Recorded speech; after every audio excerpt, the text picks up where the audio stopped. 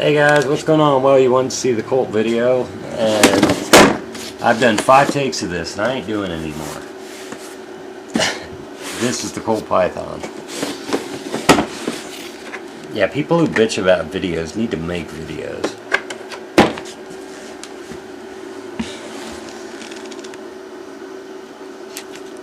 This is in royal blue, and it's got the walnut grips. This is an older Colt. I bought this place called Fred's Guns. You'd walk into the place and it was a vault, an old bank vault in the bottom of a building, and they had nothing but beautiful guns in there, and this is one of them. This is an older Colt Python. It's in royal blue finish. I bought the case for about 35 bucks, bought the gun for $4.25. Good deal on the gun, good deal on the case. The cases I don't think are much more than that now. They may be, I don't know.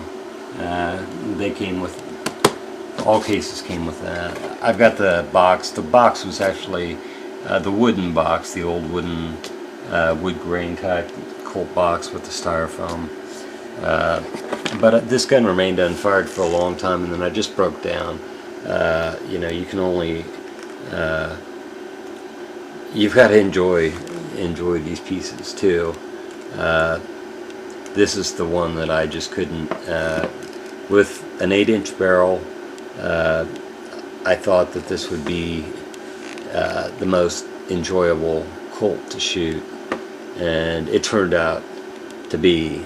You know, I've shot a lot of Colts, and you know, I've got Colt shooters, and I've got Colts that that I collect. But this one I could not leave unfired. I'm not sorry about it. They depreciate a little bit when you fire them, but at the same time, that's what they were meant to do.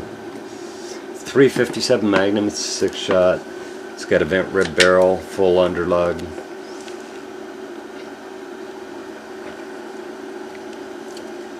It's got hand polished lock works in it. It's an I-frame.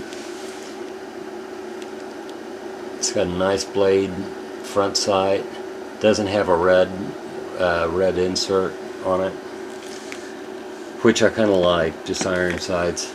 Then the back is adjustable, and these sights give you about the best sight picture, even without the white outline. This is an older Colt, so it didn't have it, but it gives you a very, very good side picture, and these are very accurate. They're highly adjustable, and you can really fine-tune this. I'm trying to get the camera in on this. There we go. Windage and elevation. But as far as Colts go, the Python is the most beautiful of all the Colts. Let me get it out of this case, get this case back.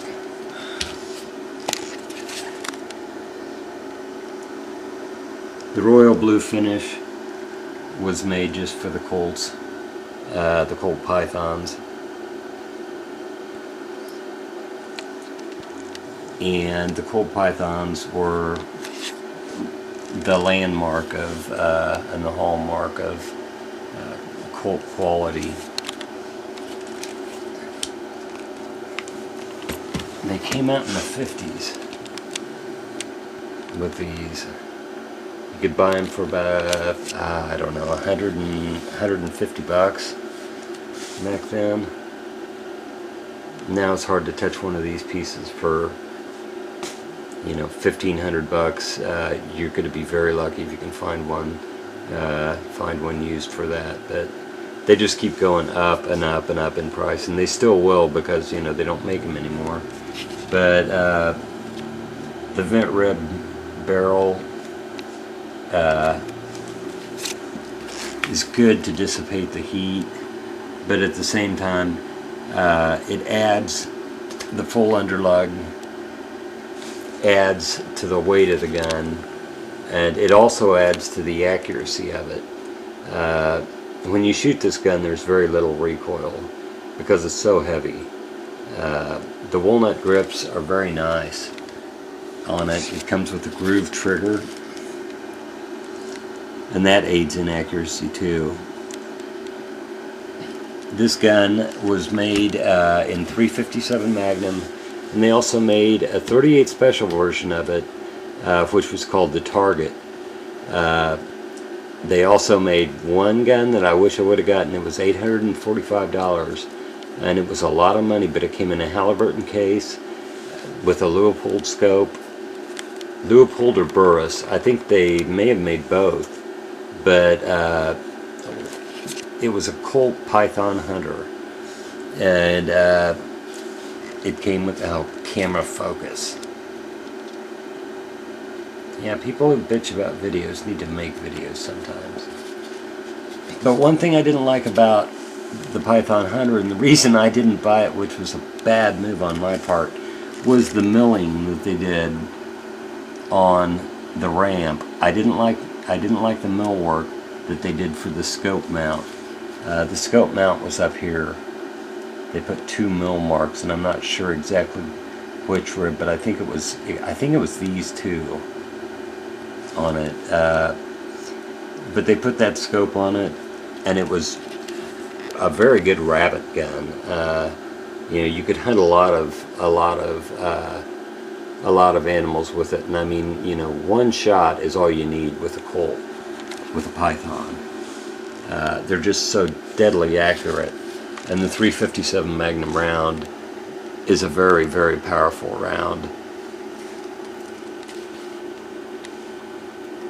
You know, it's not overpowering, and it's not underpowering.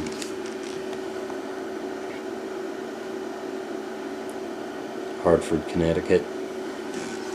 But this is an older Colt. It comes with walnut grips, the gold medallion, the prancing horse. It's got a transfer bar system in it.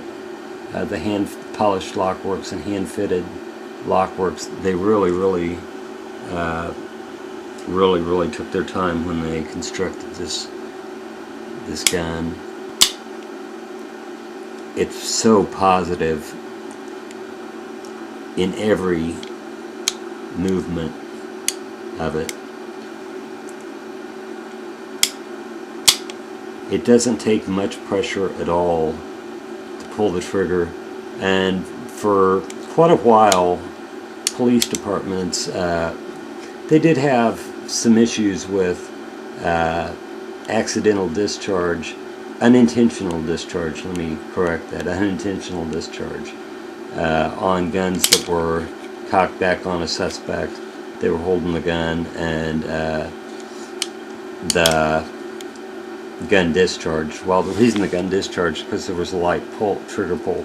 They used to polished the lockworks on this really well to make it just butter smooth on here. When the hammer goes down, there's no firing hammer spur. When it goes down, the firing pin, it's a floating firing pin, and this gun locks up like a vise. With this push down, there's no side-to-side movement. It is so tight. Everything is very positive on these Colts. And butter smooth is the word of the day for the Colt Python. They're reliable. They'll never let you down. And they're just a sexy, sexy gun. And, you know, that's one thing that Glock will never be. And these wheel guns had character. And there hasn't been a gun since that's actually even come close to a Colt Python in beauty, in character, and just classic accuracy matched with phenomenal performance. These guns, if you were a good shooter, it would make you a better shooter.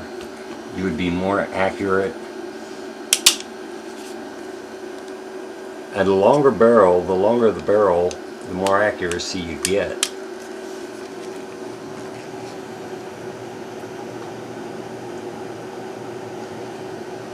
Just a beautiful gun. I'm 10 minutes into this, and I really don't have time. This is early in the morning, and I wanted to get this out.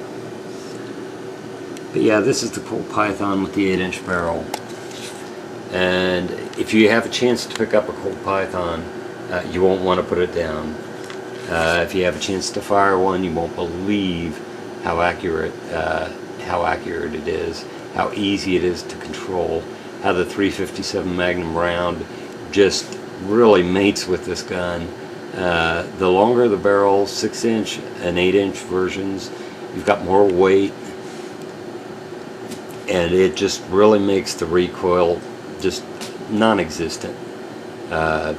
It makes it a very manageable round for this gun. This gun will also shoot the 38 special. It shoots 38 and .357 and handles both just fine without a hiccup.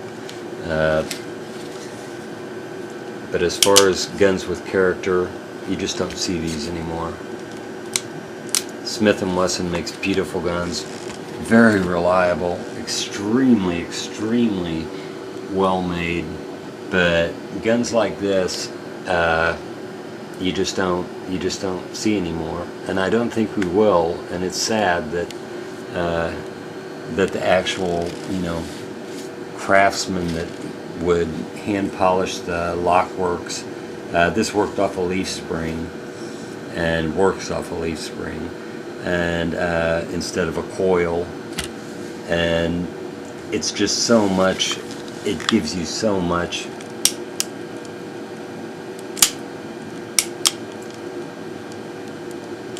more of a smooth feel to it. When you pull the hammer back, it takes almost nothing. This hammer spur gives you a very positive grip, and it's even polished and blued on the back and the top of the hammer, and even on the ends.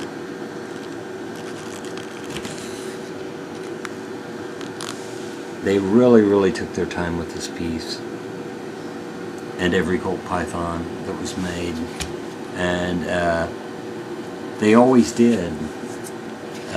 They made these in 2.5, 4, 6, 8, and they did have different variations in between.